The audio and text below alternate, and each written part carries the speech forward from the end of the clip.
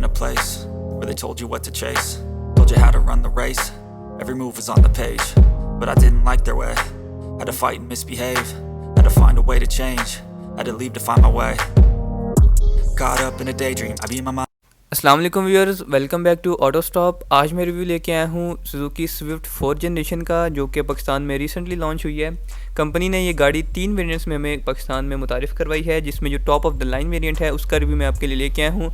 जो base variant है वो GL मैनुअल ट्रांसमिशन के साथ हमें देखने को मिलता है, और जो मिड वाला वेरिएंट है वो GL CVT वेरिएंट है। इसके साथ साथ जो टॉप ऑफ द लाइन है जो GLX CVT है, जिसके अंदर आपको फुल लोडेड फीचर्स मिलते हैं। गाड़ी फुल लोडेड है फीचर से। आपको मैं एंड पे सारा बताऊंगा कि क्या क्या फीचर्स गाड़ी में हमें देखने को मिलते हैं।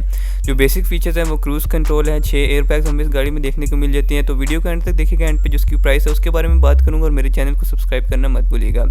गाड़ी की जो फ्रंट हेडलाइट है इसमें आपको बताता चलूँ कि LED प्रोजेक्टर हेडलैम्प दिया गया है, जिसकी बीम को हम एडजस्ट भी कर सकते हैं। DRL लाइट्स भी गाड़ी की हमें हेडलाइट में देखने को मिलती हैं। फ्रंट की जो ग्रिल है अगर आपको मैं दिखाता चलूँ तो एक मैसिव साइज़ में इसकी ग्रिल दी गई है, जिसके अंदर क्रोम का यूज़ किया गया है। सुजुकी का लेबल भी हमें क्रोम में मिलता है। नीचे एयर इनटेक की वेंट्स दी गई हैं। हेलोजन बल्ब में हमें इसके जो है फॉग लैंप्स दिए गए हैं, जो कि बाकी वेरिएंट्स में नहीं आते, लेकिन GLX top of the line variant में हमें हेलोजन बल्ब भी देखने को मिलती हैं।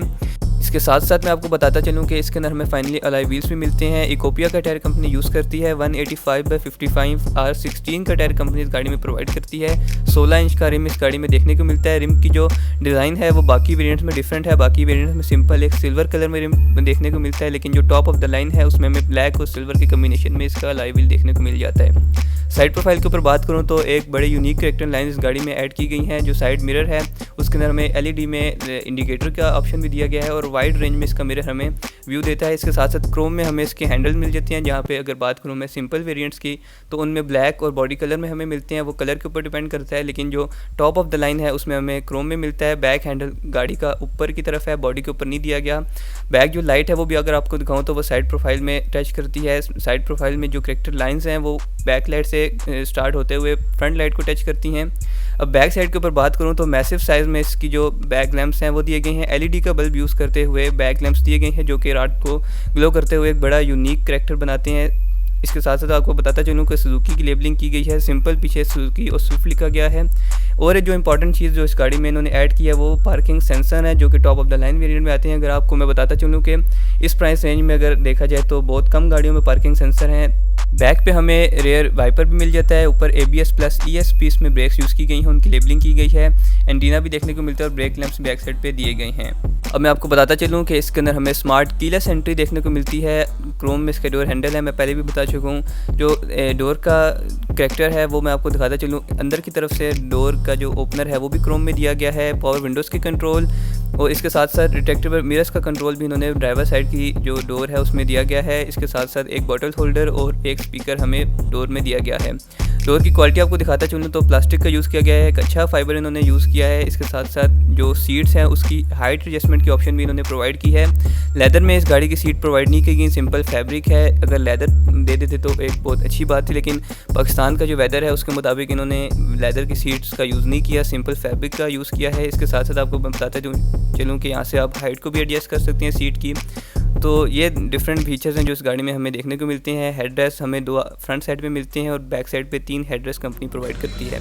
अब इंटीरियर के ऊपर बात की जाए तो गाड़ी को स्टार्ट कर लेते हैं। गाड़ी का जो स्पीडोमीटर है बड़े खूबसूरत डिज़ाइन में वेलकम करता है। रेड लाइट का यूज़ किया गया है, जो कि गाड़ी को स्पोर्ट्स में जो है वो थोड़ा स्पोर्ट्स टच भी देती है। अब मैं स्टीयरिंग व्हील के ऊपर बात करूँ तो इसके अंदर भी हमें डिफरेंट कंट्रोल्स मिल जाते हैं। क्रूज़ कंट्रोल भी इस गाड़ी में अवेलेबल है। पुश स्टार्ट का बटन दिया गया है। इसके साथ साथ हमें जो इंफोटेनमेंट सिस्टम स्क्रीन है वो 9 इंच स्क्रीन मिलती है। डिजिटल में इसके सारे क्लाइमेट कंट्रोल्स दिए गए हैं। इसके साथ साथ जो गियर नॉब है वो भी एक बड़े खूबसूरत डिज़ाइन में दी गई है, जो कि बहुत हद तक सिविक के गियर नॉब से मिलती जुलती है। इसके साथ साथ आपको मैं बताता चलूँ कि गाड़ी के अंदर 6 एयरबैग्स कंपनी प्रोवाइड करती है। जो बेस वेरिएंट है उसमें हमें 2 एयरबैग्स मिलते हैं, लेकिन जो top of the line variant है उसमें हमें 6 एयरबैग्स मिल जाते हैं, जो कि एक बड़ी अच्छी ऑप्शन है। इसके साथ साथ मैं आपको गाड़ी की जो क्वालिटी है वो दिखाता चलूँ। जो ऊपर सन शेड है उनमें हमें मिरर भी मिल जाता है। इसके साथ साथ हमें जो डैशबोर्ड की जो स्पेस है वो भी एक अच्छी स्पेस इन्होंने प्रोवाइड की। उसके अंदर इन्होंने USB लगाने के लिए वायर हमें दी है। 2 एयर बैग्स फ्रंट साइड पे हैं और 4 एयर बैग्स 2 बैक सीट्स की तरफ है और 2 पीछे की तरफ इन्होंने प्रोवाइड किए हैं। इस गाड़ी के अंदर आपको मैं एक और चीज़ बताता चलूँ कि जिसका जो बैक डोर है उसका जो हैंडल है ओपनर वो ऊपर की तरफ दिया गया है और बैक साइड पे जो अंदर की सबसे डोर ओपनर है वो क्रोम में दिया गया है। एक पावर विंडो का कंट्रोल, एक छोटा सा बॉटल होल्डर इन्होंने बैक साइड पे प्रोवाइड किया है।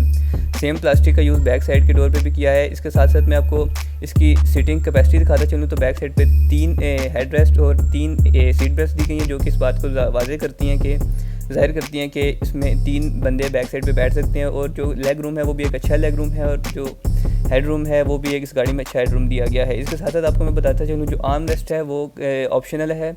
आप अगर आर्म रेस्ट और बैक साइड पे स्पॉइलर लगवाना चाहिए तो आप लगवा सकते हैं। इसके साथ साथ जो इसकी जो बूट स्पेस है वो 265 लीटर्स की इसमें बूट स्पेस प्रोवाइड की है।